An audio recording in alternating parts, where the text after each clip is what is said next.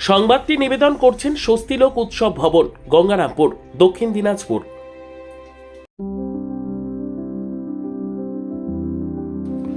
গঙ্গারামপুর শহরের ডোবাপাড়া থেকে বুরুজপাড়া পর্যন্ত দীর্ঘদিনের দাবি পূরণে কালভার্ট সহ নতুন রাস্তা নির্মাণের কাজের সূচনা হলো মঙ্গলবার বিকেল 5টা নাগাদ। একটি সংক্ষিপ্ত অনুষ্ঠানের মধ্যে দিয়ে এই প্রকল্পের শুভ সূচনা করা হয়। ফিতে কেটেও নারকেল ফাটিয়ে আনুষ্ঠানিকভাবে কাজের উদ্বোধন করেন গঙ্গারামপুর পুরসভার চেয়ারম্যান প্রশান্ত মিত্র।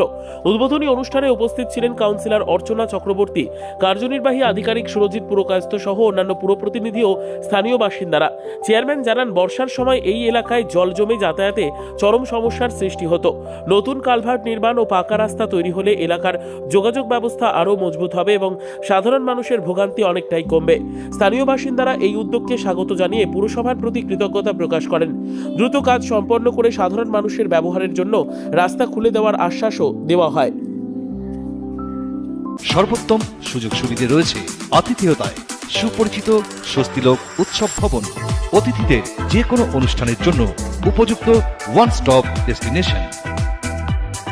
আমরা আপনার বিশেষ অনুষ্ঠানটিকে অবিস্মরণীয় করে তুলি। স্বস্তিলোক উৎসব ভবন, শিববাড়ি রোড, গঙ্গারামপুর, দক্ষিণ দিনাজপুর।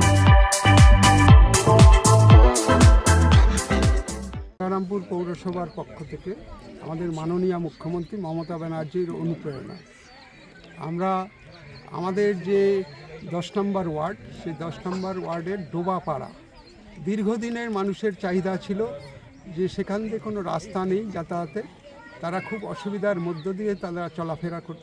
সেই কারণে আমরা গঙ্গারামপুর পৌরসভার পক্ষ থেকে আমরা আমাদের মাননীয় মুখ্যমন্ত্রীর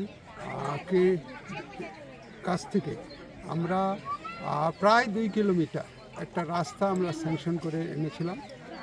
তো সেই রাস্তাটারই আজকে শিলান্যাস করা হলো এবং প্রায় 70 লাখ সামথিং, তার মধ্যে একটা কালভার্ট পড়েছে। কালভার্টটাও 22 লাখ টাকার কালভার্ট একটা। এই রাস্তা তারা বসবাস করে, পৌরসভার মানুষ হিসাবে তাদের তো যে চলাফেরা করার যে ব্যবস্থা, সেই ব্যবস্থাটা আমাদের করে দেওয়া দায়িত্ব কর্তব্য। সেই দায়িত্ব কর্তব্য আমরা পালন করে দিলাম।